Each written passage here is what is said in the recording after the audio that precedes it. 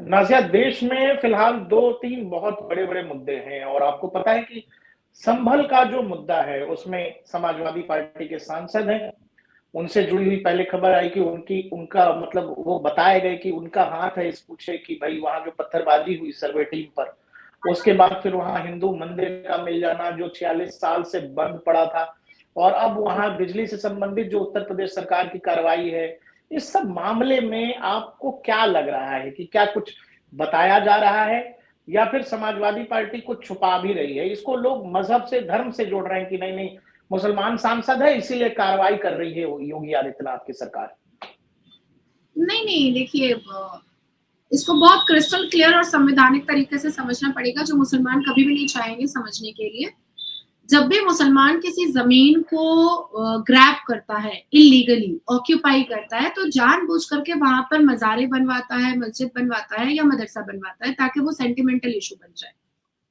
वो एक भावुक वाला इश्यू बन जाए और फिर उस पर कानूनी प्रक्रिया बहुत लंबी-चौड़ी हो जाए कि वहाँ ये तो इस्लामिक जगह है, यहाँ पर तो मज़ार है। अब मुझे आप बताएँ कि पीर मुर्शिद और पैगंबर तो एक ज़माना था जब जन्म हो चुके और खत्म हो चुका वो ज़माना। अब कौन से पीर मुर्शिद पैदा हो रहे हैं?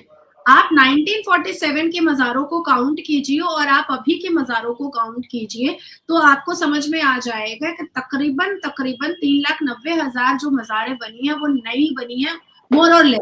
मेरा जो रिसर्च है, मेरा जो डेटा है, वो 3,90,000 जो है, वो 1990 के बाद से बना है। इससे ज़्यादा भी और हो सकता है, जो मेरी आँखों से अभी ओझल है। तो ये कौन से पीर और मुर्शिद है जो अब तक जन्म ले रहे हैं? ये कौन से पैगंबर है जो अब तक जन्म ले रहे हैं, जो हमें नहीं पता चल रहा है?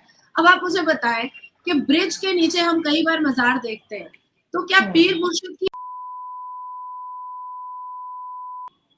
रोड पर, पेड़ के नीचे?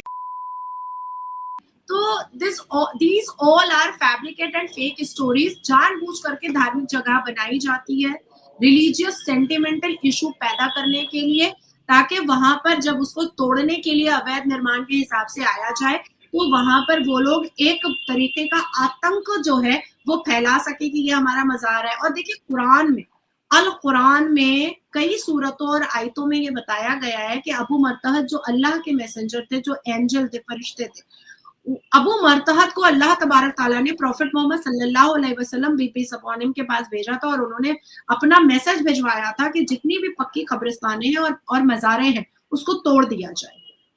तो मुझे ऐसा लगता है कि बुलडोजर सारी मज़ारों पर चलना चाहिए, including Ajmer Sharif, including Nizamuddin, including ये छोटे-बड़े जितने भी हैं, सब पर चलना चाहिए, अगर मुसलमान वाक़ई में अल कुरान को मानता है तो।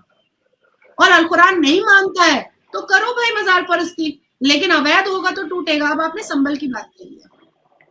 संभल में एक तो मुझे थोड़ा अजीब लगा, और मैंने सारे चैनल्स पर ही कहा कि मस्जिद अल्लाह का घर होता है, उसको बचाने के लिए पत्थर और चप्पल उठाने की तो मुसलमानों को जरूरत नहीं थी, अल्लाह काफी था उसको बचाने के लिए।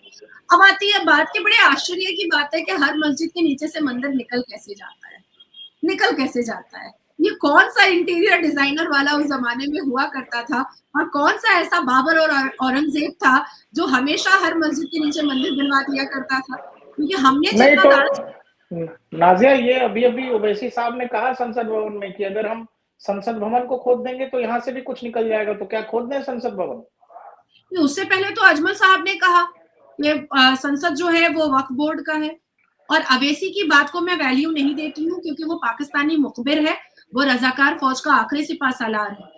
वो कासिम की बनाई हुई मुस्लिम इत्तेहादुल मुस्लिमीन के आगे ऑल इंडिया लगाया है, तो इसका मतलब ये नहीं है कि हम उसकी पॉलिटिकल पार्टी को हम भारत की पार्टी समझ लेंगे। मुस्लिम इत्तेहादुल मुस्लिमीन पार्टी जो असदुद्दीन अवैसी की पार्टी है, उसमें से एक भी आप व्यक्ति दिखाइए जो हिंदू होगा, एक भी व्यक्ति नहीं है। तो ये जो गंगा जमनी तहजीब का चूरन है, ये असदुद्दीन अवैसी, ये बेवकूफों को बांटे, हमें बांटने की जरूरत नहीं है।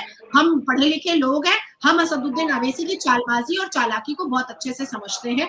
वो फलस्तीन जिंदाबाद का जय जयकार लोकतंत्र के मंदिर में करता है। अगर उस लोकतंत्र के मंदिर में उस वक्त अगर मैं होती तो कूट देती उसको वहीं पर।